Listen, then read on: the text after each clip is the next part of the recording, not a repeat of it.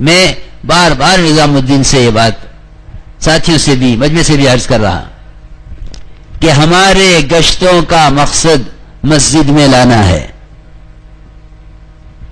گھروں پر، دکانوں پر، چوپالوں پر، پارکوں میں، ہوٹلوں میں باتیں کرنا یہ خلاف سنت ہے. نہ یہ صحابہ کا طریقہ ہے، نہ یہ نبیوں کا طریقہ ہے. بلکہ مختصر دعوت دے کر ہر شخص کو مسجد کے ماحول میں لاؤ کہ ہم آپ سے بات مسجد میں کرنا چاہتے ہیں. کیونکہ اللہ قرآن میں فرما رہے کہ اللہ رب العزت مسجد کے آباد کرنے والوں کے دلوں سے اپنے غیر کا خوف نکال دیں گے. اور اللہ فرما رہے فَعَسَىٰ أُولَٰئِكَ أَن يَكُونُوا مِنَ الْمُهْتَدِينَ کہ یہی وہ لوگ ہوں گے جو اللہ کی طرف سے ہدایت پانے والے ہوں گے. السلام علیکم ورحمۃ اللہ وبرکاتہ.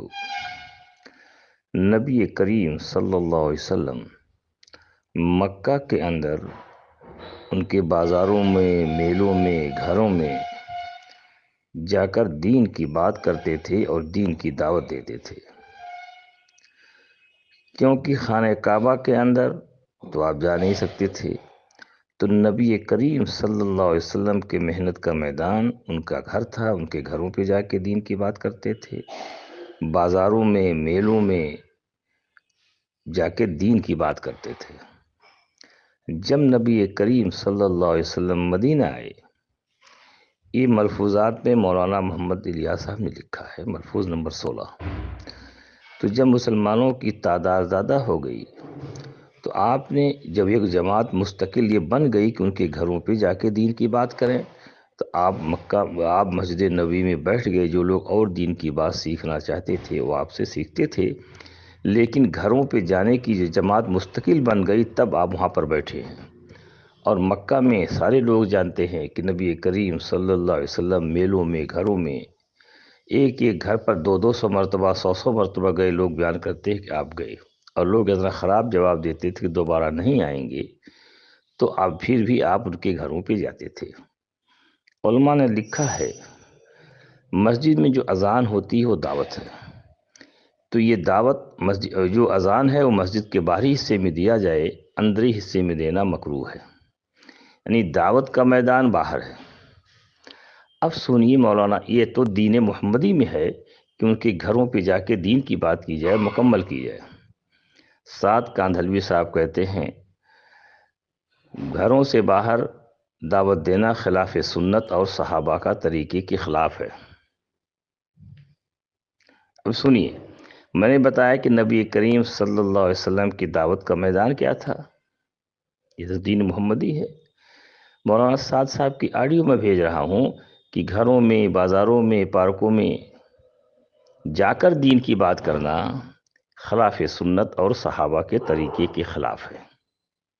تو یہ دین سادیانی ہے. تو سوال پیدا ہوتا ہی ہے کہ جو لوگ مسجد کی آبادی کے نام پر گھروں پہ جا کے محنت کرتے ہیں اور گھروں پہ جا کے دین کی بات کرتے ہیں اور ان کے گھروں پر مکمل دین کی بات کرتے ہیں، تو یہ لوگ صحابہ اور حضور کے طریقے کے خلاف بات کر رہے ہیں بقول مولانا سعد کاندھلوی کی، اور امیر کے اطاعت کے خلاف بات کر رہے ہیں.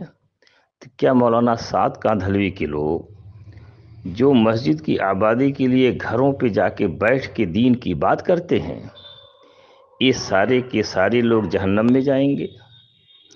چونکہ بقول مولانا سعد کاندھلوی کے خلاف سنت اور صحابہ کے طریقے کے خلاف ہے اور امیر کی اطاعت کے بھی خلاف ہے.